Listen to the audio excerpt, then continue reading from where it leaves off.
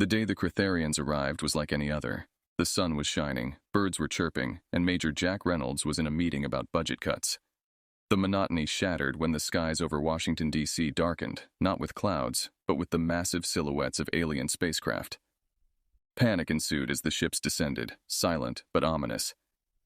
Jack was pulled from the chaos at the Pentagon and rushed into a secure room where screens flickered to life, showing similar scenes unfolding globally. These were no explorers. The posture was clearly aggressive. As humanity watched, a broadcast in unnervingly perfect English confirmed their fears. "We are the Critharians." The alien's voice was cold, emotionless. "Your planet is now under our control. Resistance will only lead to your extinction." The world's leaders scrambled. Militaries were put on high alert, but the uncertainty of what the Critharians were capable of held everyone's hand. It wasn't until the first war beast was unleashed that true horror set in. The creature was colossal, a leviathan of flesh and metal, with piercing red eyes and limbs that could pulverize concrete. It roamed through New York City, immune to bullets and artillery, a living nightmare that made their intent horrifyingly clear. Jack was charged with forming a response. He was a career military man, known for his strategic mind and unflappable nature. As he gathered his team, he pushed aside the rising dread. Fear would not help them now. They needed information and a plan. Their first break came unexpectedly. Amateur footage from a drone hobbyist provided a closer look at one of the beasts. As the creature moved, its side revealed what looked like breathing vents, or perhaps weaknesses. Jack seized on this. They needed more intel, and they needed to understand the enemy's technology. He organized a team of scientists and military tacticians. They pored over every piece of footage available, every encounter with the beasts. Patterns began to emerge. The creatures were incredibly powerful, but not invulnerable. They seemed less effective in harsher terrains, struggling with mountains and dense forests. As the initial shock wore off, Jack's focus sharpened. This was not just a battle for survival, it was a war they needed to win. He looked at the map, dotted with sightings and incidents, a web of potential and danger. They would fight, yes, but on their terms. The Critharians might have brought the war to Earth, but humans would show them it was not theirs to win. "We start small," Jack told his team. "Hit and run, learn their limits, test their resolve. We have one advantage. They don't know what we're capable of." With that, Jack set his plan into motion. It was time to turn the hunters into the hunted. As the world held its breath, a new chapter of human history was written, not with words, but with will and wit. Jack knew the road ahead was fraught with peril, but it was a road they must travel, for the alternative was not worth considering. They were down, but not out, and it was time for the Critharians to learn just what humans were capable of. The crisis center was abuzz with activity as Major Jack Reynolds walked in, his face set in determination. Around him, screens displayed various points of interest, each monitored by anxious operators. General Carter, overseeing the operations, noticed Jack's arrival and gestured him over. "Jack, what's our status?" General Carter's voice was tense but controlled. "We have partial intel on the war beasts, sir. They're not just muscle. There's technology in them. Maybe they're weak points, too. They're tough but not invincible," Jack reported, handing over the drone footage. "Good work. We need options, Jack. Ideas that can turn into plans." Jack nodded, his mind racing. "I propose guerrilla tactics. We hit them where they're weakest. Use our knowledge of terrain to our advantage. Engage, then disappear before they can react." General Carter considered this, then nodded slowly. "All right, start putting a team together. I want your plan on my desk by 0600. "Yes, sir." As Jack turned to leave, a young lieutenant hurried over, a note of urgency in his step. "Major Reynolds, you need to see this." He handed Jack a tablet showing a live feed from Chicago. A single war beast was rampaging through the city, with conventional weapons barely slowing it down. Jack's eyes narrowed. "Get me a line to the unit on the ground, now." The lieutenant nodded, quickly setting up the communication. Jack's voice was calm but firm as he spoke to the commander on the ground. "Captain Lou, it's Major Reynolds. Pull your men back and observe. We need to learn its patterns." "Understood, Major," came the reply, amidst the sounds of chaos. Jack watched the beast move, noting every detail. Suddenly, he spotted something. A brief limp when it stepped on its right leg. A vulnerability? He made a quick decision. "Captain, have your snipers focus on its right leg. See if it reacts to concentrated fire." Minutes later, The feedback was positive. The beast faltered, clearly bothered by the attack on its weak spot. Jack's mind raced. This was critical information. Back at the crisis center, he briefed General Carter. "We've found a potential weak point, sir. I recommend we adjust our tactics accordingly." General Carter looked at the footage, then back at Jack. "All right, Jack, you're leading this. Make it happen."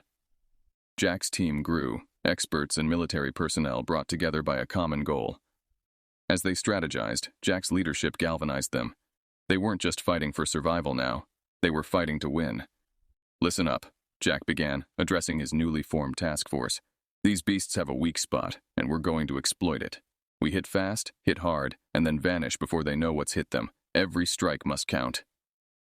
The room filled with a new energy, a mix of nerves and resolve. Jack looked over his team, their faces set with the same determination he felt. "We're not just defending Earth, we're taking the fight to them. Let's show these Critharians that humans aren't to be underestimated." As the team dispersed to their assignments, Jack felt the weight of responsibility on his shoulders. This was their chance to turn the tide, to make a real difference, and he was determined to lead them to victory. Under the cover of night, Major Jack Reynolds crouched in the shadows with his special ops team, watching a Critharian outpost through night vision binoculars. The air was tense, anticipation palpable among the soldiers. Jack's voice broke the silence, whispering into his comms. "Delta Team, you are green. Move on my mark. Mark." Silently, the team advanced, their movements a ghostly dance in the darkness. Explosions were set to be minimal. The goal was to retrieve data, not announce their presence. As they approached the perimeter, Jack's second-in-command, Sergeant Hayes, signaled a pause, eyeing a patrolling guard. "2 on the tower, 1 roving. Timing's gotta be perfect," Hayes whispered. Jack nodded, replying, "On your go, Hayes." Moments later, they neutralized the guards with swift precision, moving into the compound. The team split, with Jack and Hayes heading towards the main communications hub. Inside, Jack quickly installed a data siphon device on their network. "Time to see what secrets you're hiding," Jack murmured, watching as the device blinked alive. As the data transfer began, an unexpected door opening caught them off guard. A Critharian soldier entered, stopping short at the sight of the intruders. Before it could react, Hayes subdued it with a stun device. "Nice save," Jack commented, checking the data transfer progress. "Let's not wait for more surprises," Hayes replied. They secured the data just in time, extracting moments before Critharian reinforcements could discover their breach. Back at their base, Jack reviewed the stolen intel with his analysts, finding detailed maps and troop movements. "Looks like they're not as prepared for our terrain as they thought," Jack noted, pointing at the sections showing unpatrolled forested areas. "That's our playground then," Hayes grinned, looking over the maps. "Hit and fade, just how we like it." Jack planned their next moves meticulously, targeting Critharian supply lines and isolated patrols. Each strike was calculated, using the terrain to their advantage, striking fear into an enemy who thought humans easy prey. After several successful operations, Jack's team gathered around a campfire, the flames casting long shadows. They shared a rare moment of relaxation, but the weight of the war was never far from their minds. "We're making a dent, but it's not enough yet. They're adapting," Jack said, stirring the fire with a stick. "One step at a time, Major. We're learning, evolving. So are they, but we're still one step ahead," Hayes replied, the firelight flickering over his determined face. Jack looked around at his team, their faces hardened by battle but resolute. "We keep pushing. Every operation must count. We're not just defending, we're sending a message." As the fire dwindled, the team's resolve hardened. Shadows and flames had become their allies in this war. With each new challenge, they adapted, using stealth and cunning against brute strength and sheer numbers. Jack knew this was just the beginning, but he also knew his team was ready for whatever lay ahead. They had to be. The fate of Earth depended on it. As the war dragged on, the limitations of fighting alone against a superior enemy became increasingly clear to Major Jack Reynolds. In his office, lined with maps and screens showing troop movements, Jack sat deep in thought until a notification blinked on his computer. It was a secure communication from an unexpected source, an alien diplomat from the Zephyri, a race that had long suffered under Critharian aggression. The message was succinct. Proposal for mutual assistance, urgent. Curious and cautious, Jack initiated a secure video call. The screen flickered to life, revealing Ambassador Tyla, a Zephyri with shimmering blue skin and bright, intelligent eyes. Major Reynolds, I represent the Zephyri Confederation, Tyla began, her voice calm and measured. Like you, we have felt the Critharians' wrath. Alone, we falter. Together, we might stand a chance. Jack leaned forward, interest piqued. What kind of assistance are you proposing? Technology exchange, intelligence sharing, coordinated strikes. Our goals align, Major. Together, we can introduce a new variable they aren't prepared to handle, Tyla explained. Jack considered her words, aware of the risks and rewards such an alliance could bring. I need to discuss this with my superiors, but I'm inclined to agree, Ambassador. Let's prepare a preliminary plan. Over the next few days, Jack worked closely with Tyla and her team. They traded information about Critharian weaknesses and discussed potential joint operations. This budding alliance expanded as more oppressed races, having heard of the human HFY collaboration, reached out to join their cause. In a high-security meeting room, Jack met with General Carter and other top officials to formalize this new coalition. Maps and digital projections filled the room as they strategized their next moves. General, these alliances will extend our reach and multiply our efforts. The Critharians won't expect a united front, especially from smaller races they consider inconsequential, Jack argued passionately. General Carter, a seasoned military leader, nodded thoughtfully. It's a bold move, Reynolds. Ensure our new allies are trustworthy. We can't afford leaks or traps. With the alliance cemented, Jack and his new partners coordinated a series of strikes across multiple fronts. The first was a joint operation targeting a Critharian supply depot on the outskirts of what used to be Berlin. Jack led the human contingent, while Zephyri forces, adept at electronic warfare, jammed the enemy communications. The night before the operation, Jack met with Zephyri commanders in a makeshift war room. Together, they went over every detail, every contingency. We strike at 0300 hours. Synchronization is key. We can't afford any delays. Our teams are ready, our tech is primed. Let's make this hurt, Jack briefed, his voice firm. As they executed the plan, the Critharians were caught off guard. The depot was destroyed, dealing a significant blow to their logistics. More importantly, it marked a turning point in the war. The successful operation boosted morale and solidified the effectiveness of the alliance. After the mission, Jack and Tyla reviewed the outcomes and adjusted their strategies accordingly. We've shown them we can hit them hard and where it hurts. This is just the beginning, Tyla, Jack said, a rare smile crossing his face. Indeed, Major Reynolds. Today we've sown fear into our enemies' hearts. Let's continue this path, Tyla responded, her voice filled with a resolve as strong as Jack's. As the alliance grew in strength and number, Jack saw a new hope for Earth and its allies. Together they had turned the tide, proving that unity was not just their best weapon, but their only hope for victory. Major Jack Reynolds stood overlooking the operations room, where his team and their new allies coordinated attacks across the globe.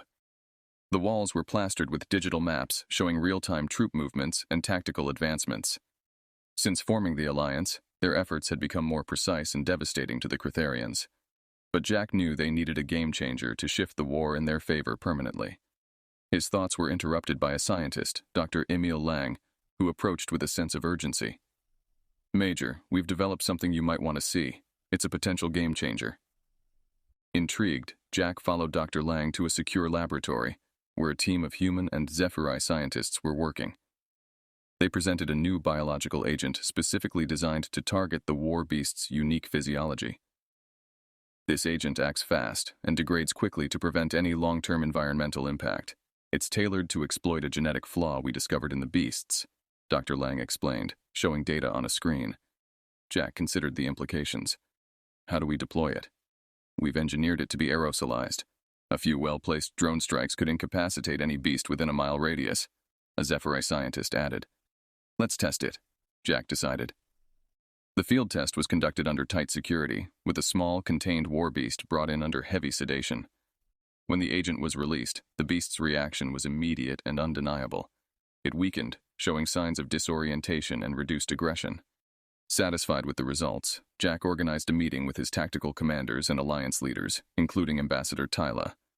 They gathered around a holographic table displaying global hotspots. We have a new weapon in our arsenal, and it's time to use it, Jack announced, explaining the biological agent's effects. We'll target the beasts during our next major engagement. This could level the playing field. Tyla nodded, her face serious. Our intel suggests a large-scale deployment of beasts near the Rockies. It's a critical area they want to control. That's where we strike, Jack said firmly. The operation was planned with meticulous detail.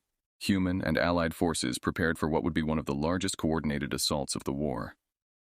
Jack led from the front, stationed at a command post near the Rockies, where he could oversee the operation and react to any unforeseen complications. As D-Day arrived, Jack was in constant communication with units on the ground and drone operators. The drones swooped in silently, releasing the agent into the designated areas. As the mist settled, reports flooded in. Beasts were faltering, showing all the predicted symptoms. Jack grabbed his radio, directing the ground troops. "Move in! Push them back while they're down." The troops surged forward, exploiting the confusion among the Critharians. It was a fierce battle, with intense ground fighting, but the weakened state of the beasts gave the human allied forces a significant advantage. After hours of relentless conflict, the area was secured. Jack stood at the command post, watching as the last of the enemy retreated. Around him, cheers broke out among the soldiers and commanders. "We did it, Jack!" One of the commanders clapped him on the back. "We actually did it!" Jack allowed himself a moment to soak in the victory. "This is a major win, but it's not the end. We need to keep the pressure on," he responded, already thinking ahead to the next challenge. As news of the victory spread, morale soared among Earth's forces and their allies. Jack's strategy had turned the tide, proving that with the right tools and unity, they could reclaim their planet. Now, more than ever, they believed in the possibility of victory. The sun had barely risen over the horizon when Major Jack Reynolds arrived at the Blue Ridge Command Center, the site of what intelligence indicated would be the next major Critharian offensive. After their recent victory in the Rockies, the enemy was desperate to regain momentum, and the strategic location of Blue Ridge made it an obvious target. As Jack walked into the bustling command center, he was met by his key officers and allied leaders, all gathered to finalize their defenses. The atmosphere was tense. Everyone understood the stakes of the upcoming battle. Reports confirm a significant buildup of Critharian forces, including at least 3 war beast units, one of the intelligence officers briefed, pointing to the satellite images on the screen. Jack surveyed the room, his expression resolute. "We've beaten them before, and we'll do it again. We hold Blue Ridge at all costs. Prepare all units and ensure civilian safety. I want evacuations completed within the hour." The team sprang into action, coordinating with ground and air units while ensuring communication lines stayed open and secure. Jack took a moment to confer with Ambassador Tyla, who had arrived to oversee the contributions of their alien allies. "Tyla, your sharpshooters have been invaluable. I'm counting on your teams to cover our flanks," Jack said, examining the terrain map. "We won't let you down, Jack. We're positioned to strike at their vulnerabilities the moment they advance," Tyla responded confidently. As the Critharians began their assault, the air was filled with the sounds of artillery and the roars of war beasts.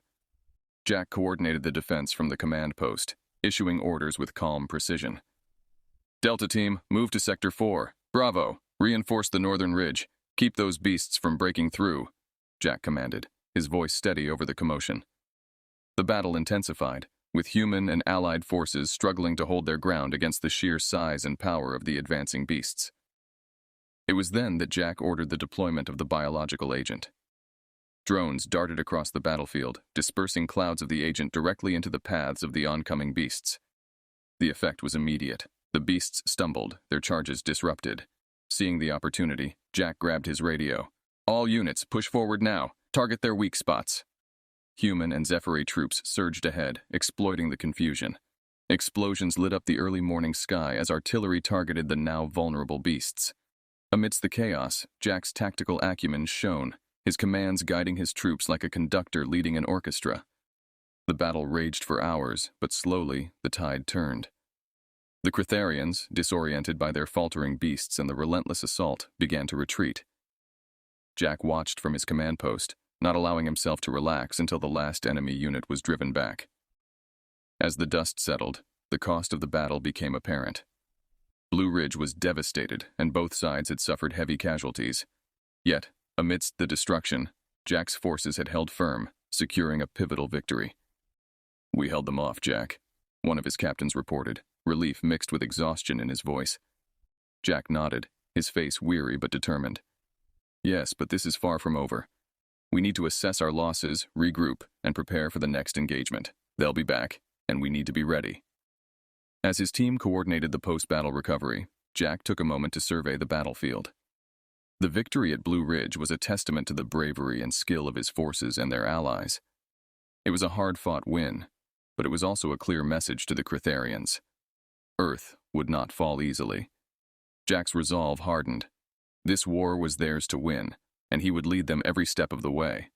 After the hard-fought victory at Blue Ridge, Major Jack Reynolds knew that the Critharians would be reeling, but not defeated.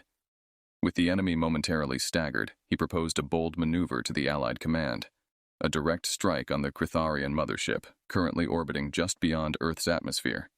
In the war room, Jack stood before a holographic projection of the mothership, addressing a room full of skeptical faces. If we strike now, while they're still regrouping, we can negotiate from a position of strength. This isn't just about another battle, it's about ending this war. General Carter nodded slowly, weighing Jack's words. It's a huge risk, Jack. If you're captured or killed, it could break our momentum. Jack met the general's gaze firmly. It's a risk I'm willing to take for peace. We have a window and I say we take it. With reluctant approval, Jack and a hand-picked team of human and Zephyri commandos prepared for the mission. They boarded a stealth shuttle, retrofitted by Zephyri technology to evade Critharian sensors. As the shuttle approached the mothership, the tension was palpable. Jack reviewed the plan with his team one last time. Remember, this is a stealth mission. We get in, deliver our terms, and get out. Stay sharp, stay quiet, and keep to the shadows. The shuttle docked silently, and the team infiltrated the massive ship. They avoided patrols and navigated through the labyrinthine corridors towards the central command hub. Every step took them deeper into the heart of enemy territory. Suddenly, an unexpected patrol rounded the corner. Quick thinking and quicker reflexes were all that saved them from detection. Jack and his team subdued the Critharian soldiers, moving swiftly to secure the area. Once at the command hub, Jack initiated a live broadcast throughout the ship, his image appearing before the Critharian commanders. I am Major Jack Reynolds of the Earth Defense Forces. We have penetrated your defenses. I propose a ceasefire and negotiations for peace. Refuse, and your ship will be incapacitated. The Critharian commander, a towering figure with hardened features, appeared on the screen. You have audacity, human. Why should we negotiate when we can simply crush you? Jack stood resolute. Because you underestimate our resolve. This war can end in two ways. You withdraw, or we continue until we win. Your choice. Tense minutes ticked by before the commander finally responded. We will consider your proposal. Jack and his team were escorted to a secure room to await the decision. The risk of betrayal was high, but Jack remained calm, his mind alert for any sign of treachery. After what seemed like an eternity, the Critharian commander returned. We accept your terms, Major Reynolds. Let us end this conflict for the sake of all our people. The negotiations were swift, terms were laid out, ceasefires were declared, and plans for a formal peace treaty began. As Jack and his team returned to Earth, there was a palpable sense of relief mixed with triumph. Jack stood before his assembled forces and allies back at the command center, announcing the ceasefire. Cheers erupted, and for the first time in what felt like forever, there was hope. This is a victory for all of us, Jack addressed the crowd. A victory for those who believe in the power of unity and the enduring spirit of humanity. As celebrations began, Jack felt a deep, gratifying exhaustion. The war was not over, but this decisive action had steered its course towards peace. Humanity had stood on the brink and fought back with courage and cunning, led by a man who believed in the impossible. In the aftermath of the ceasefire, Major Jack Reynolds stood on a podium in front of the United Nations. The representatives of Earth and its new alien allies gathered to formalize the peace treaty. The hall buzzed with the subdued chatter of species from different corners of the galaxy, each contributing to what would be a historic moment. Jack adjusted the microphone, his eyes scanning the diverse audience before him. Today marks a new beginning, he began, his voice steady and clear. Not just for humanity, but for all beings who seek peace over destruction. This treaty is not just words on paper. It is a commitment, a promise to a future we all deserve. As he spoke, nods and murmurs of agreement filled the hall. Jack continued. We faced annihilation, but together we found strength. The Critharians have agreed to withdraw completely, and in return, we extend our hand in peace, with the hope that one day we may even find friendship. The Critharian representative, A stern figure who had negotiated fiercely during the peace talks stood. His voice, when he spoke, carried a new respect for the assembly. Humanity has shown us the power of resolve and the effectiveness of unity. We accept this peace and will honor it. Applause echoed through the hall, the sound marking the end of hostilities and the beginning of a new era. After the ceremony, Jack was surrounded by diplomats and soldiers, each expressing their gratitude and respect. Ambassador Tyla approached him, a smile playing on her lips. "Jack, you did more than lead a war. You paved the way for peace," she said warmly. "It was a collective effort, Tyla. Without our alliance, this day wouldn't have come," Jack replied, acknowledging the role of every individual and race involved in the struggle. As the crowds began to disperse, General Carter clapped Jack on the shoulder. "You've got a new mission now, Major," he said with a grin. Jack raised an eyebrow. "Oh? And what would that be, sir?" "To help us keep this peace. After all, the hardest battles often come after the war." Jack nodded, understanding the weight of the task ahead. "I'm ready for it, sir. We all are." Returning home, Jack walked through the streets of his city, which bore the scars of the conflict, but stood resilient and alive. Families reunited, children played, and communities rebuilt, their activities a testament to the human spirit's ability to overcome. As he watched a sunset paint the sky with hues of orange and purple, Jack felt a profound sense of accomplishment and optimism. The war had changed him, hardened him, but also opened his eyes to the vastness of the universe and the potential for harmony within it. "We made it," he whispered to himself, a small smile breaking through as he looked up at the stars, now symbols of hope and exploration rather than fear.